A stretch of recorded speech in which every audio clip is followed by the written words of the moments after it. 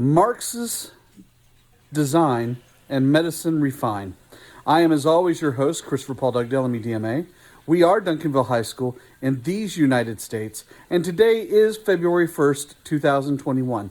And on this date in history, January 30th, 1968, the Vietnamese launched a surprise attack on Tet, the Vietnamese New Year, and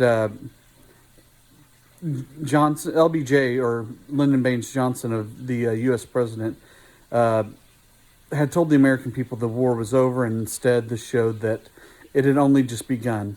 Militarily, it was a disaster for the Viet Cong and North Vietnamese army, but it was a political victory because it eventually led to Johnson leaving the presidency and the U.S. mistrusting the government.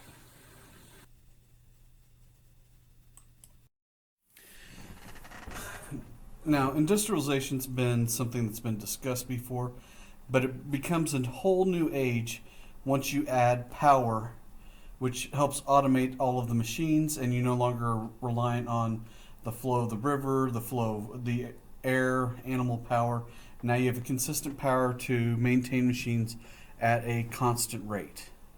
Okay, by 1870, Britain's going to have about 80,000 power looms and about 200,000 hand looms. Okay, so it's not going to take long for the power looms to overtake the hand looms. And by the way, if you don't know what a loom is for making fabric. So, but what this means is you're going to be able to make it at a much faster rate with a power loom instead of a hand loom. Okay, railroad tracks increase from about 14,000 to 70,000 miles worth of track, which goes all over Great Britain. Several lines, in concert with each other, hither and to. Britain also, around 1870, produced about one half of the world's pig iron. Okay, in Eastern Europe and Central Europe, you have the Danube and Rhine rivers, allowing free trade for all ships. And basically, there was a way that you could make money off of this by investing in joint stock investment banks. And this is paying for a lot of the railway construction. And it was a way that if you could put in your money and let it sit there, you could get really wealthy. So wealthy people got wealthier. The poor, well, their life really doesn't ever change. Karl Marx. Now, one of the most influential social, political, economic philosophers of all time. Okay, he creates scientific socialism. Okay, and again, this is one of the most influential political movements in history. And what he's talking about is a kind of a perfect world, and a perfect world that would be created on its own and not created by force, a kind of natural movement of the people. Now, before this, he had studied under a German philosopher by the name of George Hegel. Okay, that's him to the right. And he taught that reality and history have to be taught and viewed from multiple perspectives, which is something I would agree with, and I would have to say that that's the way I teach this course as well. Between my lecture, between Crash Course, and between reading your book, the three of those together should give you really a great grasp of what's going on, because you're not hearing it all from one viewpoint. And it's dangerous just to go with one viewpoint, especially if you agree with everything that person's saying. Then you take everything at face value and you don't really examine it for yourself. But for Karl Marx and Hegel, that all change in history is a result of conflict between antagonistic groups. Okay? So conflict is the source of all change. Conflict is the source of all advancement. Okay? So, again, just you'll have to think about and munch on that one for just a moment. Okay, Friedrich Engels. Okay? His father owned a textile factory. Okay? Yeah, I probably should put the word factory on the screen, but I won't get to that, I promise. Okay, and he rebelled against his father, and he published a book by the name of The Condition of the Working Class in England. And this is really talking about inequalities that are created by capitalism. And completely unfettered capitalism will create a wide divide between the haves and the have-nots. The really wealthy will become so incredibly wealthy that it would take somewhere around 0.1% of them to equal the income from the bottom 50% of wage earners. That's just how much money is generated by the top in whenever you have capitalism completely unregulated. So he is going to co-author two major works with Karl Marx. One of those is called the Communist Manifesto. Okay, and this talks about how the proletariat or the working class would eventually unite and throw off their chains, rebel, and overthrow the government and overthrow the bourgeoisie or the property owning the government. And basically what would happen is once they overthrow all of that, they will nationalize everything, and everyone will be completely equal. There will be universal suffrage, redistribution of property. Everyone will be equal and own equal things, and so you're all contributing to society, and that's what makes you a great person. Okay? So that is from the Communist Manifesto. Now, another work which in some circles is better known and many is less known is Das Kapital. Okay, Das Kapital is by Marx and Engels, and it talks about several different things. We'll talk about that here for the next few minutes. One of those has to do with the alienation of labor. Okay, and the more that you have this division of labor, it's going to separate the worker from their product and other people, and the people that also take advantage of them. So you'll have some type of middle management that oversees what's being done, but really what this means is, imagine if you're building a car, and if you do it all yourself, then you'll see how the pieces fit together, and you'll understand the car once it starts running and why it runs the way it does, and you'll understand all the different aspects about it. But if all you're doing is putting in the bearings on the front right wheel, then how that relates to other things in the car and the people around you, depending on your level of specialization that you need, which there's really none in a true assembly line, where it doesn't really matter what you do versus what the person does next to you, that if anything happens to you within about 20 minutes, a new person can be working just as fast as you work. Okay, so that's what it talks about. That's what it means by the alienation of labor. The labor theory of value. Okay, so the value of a product is equal to the amount of labor in production. Okay, profit robs a worker of his uncompensated surplus labor. Okay, so basically what this is trying to drive at is that how much the product is should be equal to the amount of labor it costs to make it.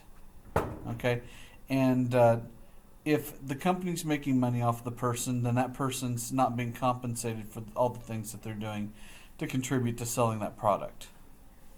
Okay, talks about a better separation. Okay, again in Das Kapital you have dialectical materialism. Okay, material forces produce change or economic determinism. Okay, Marxism offers a completely different view of history, or a German philosophy. Again, this is backed with struggle and conflict. Okay, class struggle. The bourgeoisie own capital. I don't know why I was about to say capital, but that too. And capital is really a synonym for money in this space. Okay, so they own the capital, the factories, the banks, the money, all the resources, and they exploit or take advantage of the unskilled workers or the proletariat. Okay, eventually the proletariat will develop a class consciousness or identity and overthrow their oppressors. And a lot of this, works hand in hand with what they were talking about in the Communist Manifesto.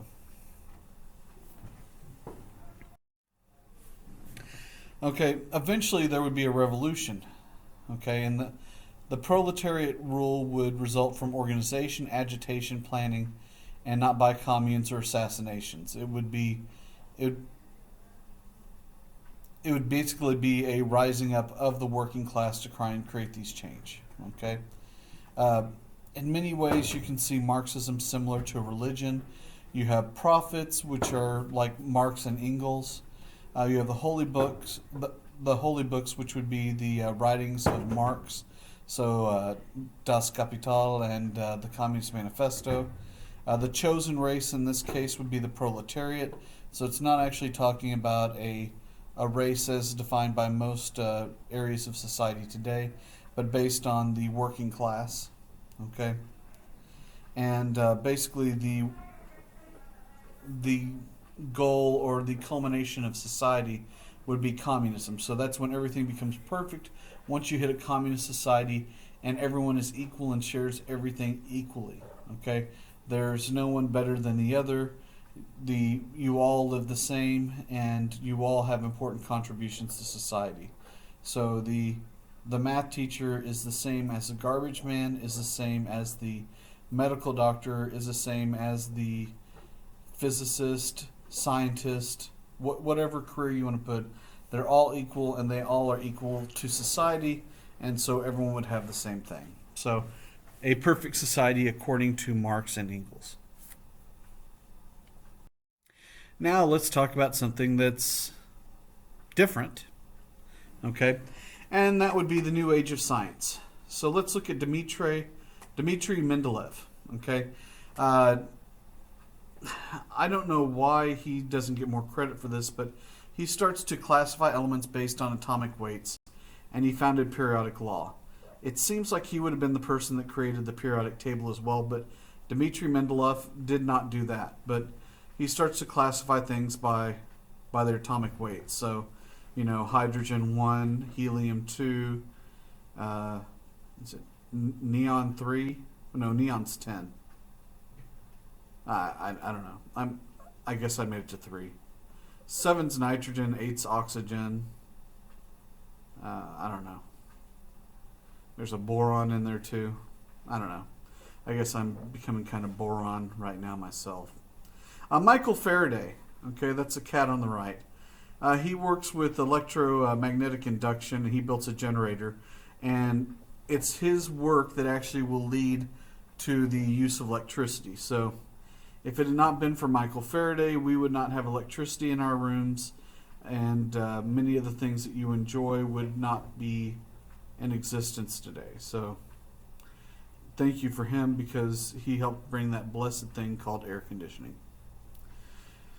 Materialism, everything mental, spiritual, or ideal was a result of physical forces.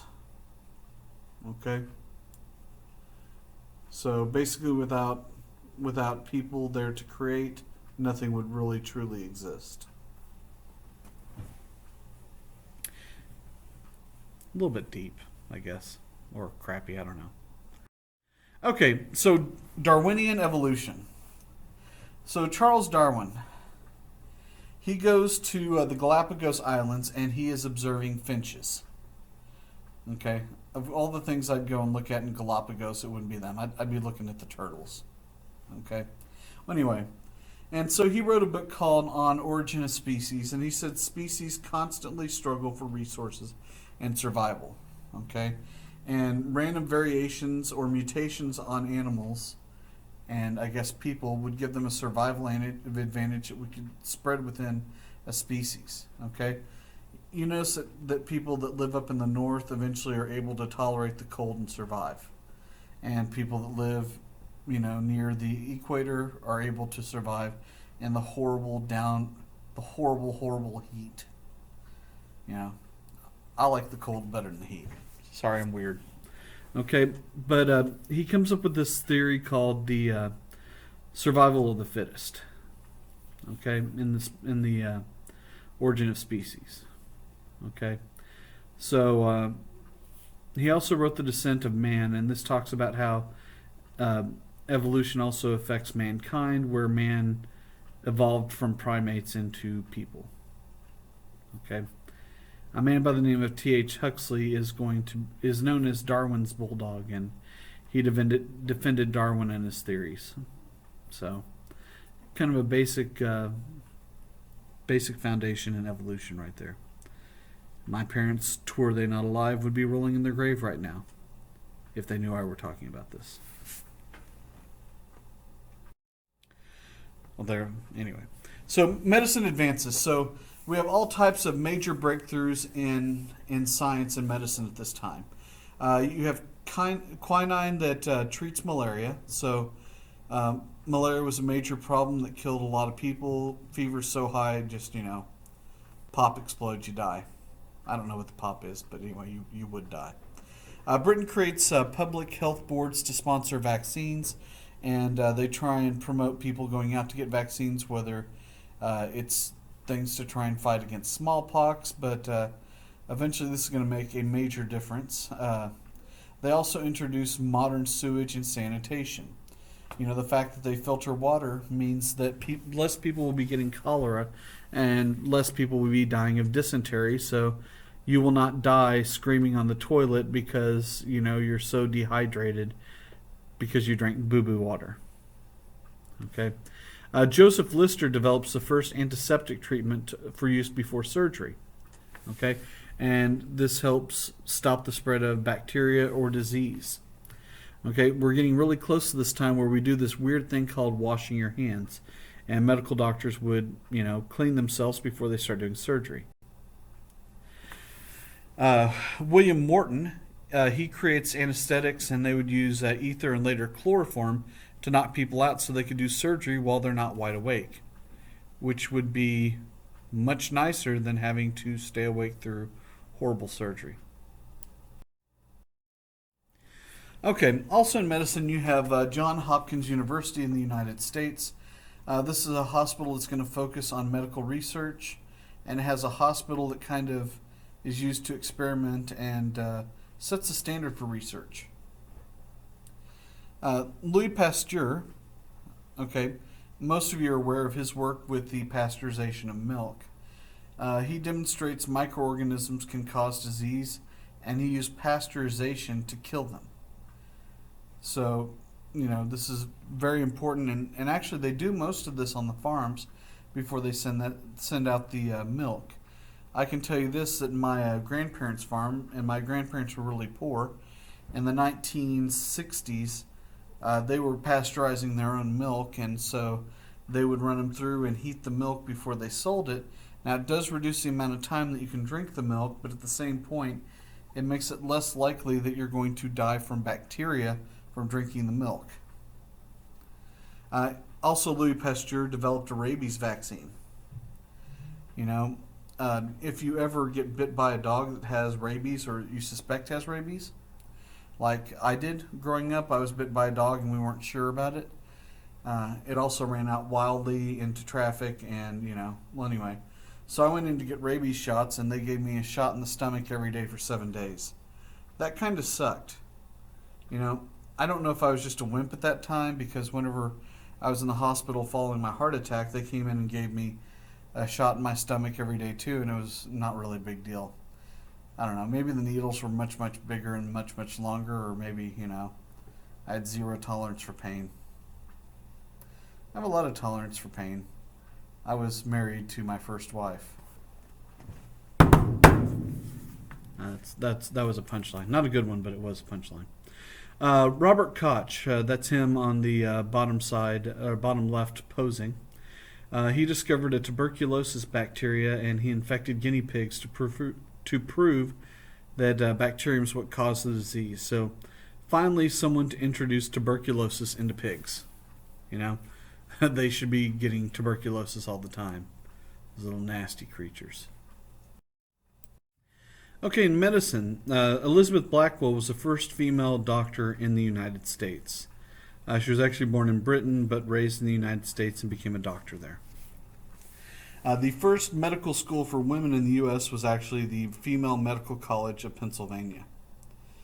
Now, there weren't a lot of men that went to it because it was a female medical college of Pennsylvania. But there were places where men could go to school also to become medical doctors. The London School of Medicine for Women was founded in 1874, and and it was open for women, but they had to take qualifying exams according to Parliament in order to become a doctor. By 1900, most of Europe had opened their medical doors for women, and women were accepted into the American Medical Association by 1915. So, some really major advances for women, at least in medicine at this time. So this leads us to the end of yet another day. I hope everyone is well. I hope everyone is swell. But I hope for your sake you don't smell. Don't cocaine, don't AIDS, and be safe, but don't be a-safe. I'll see you on the other side. This is Christopher Paul Dugdale, MED, MA, and good night. New York and Texas.